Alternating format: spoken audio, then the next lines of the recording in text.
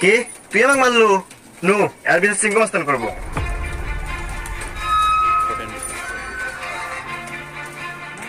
সিংহ মাস্তান ও আমাকে একটা থাপড় মারছে, আর বিচার দেন।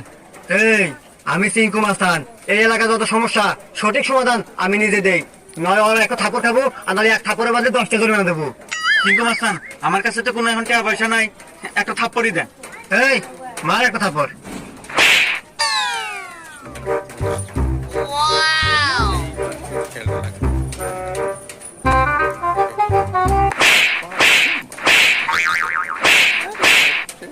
এই যে আমি এখান থেকে যাওয়ার সময় 50 টাকা পরে পাচ্ছিলাম, তো ভাবলাম যে এখানে খরচ করে দিই।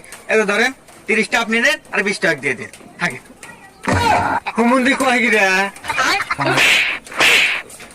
20টা আপনি দেন, আমার লাগবো না।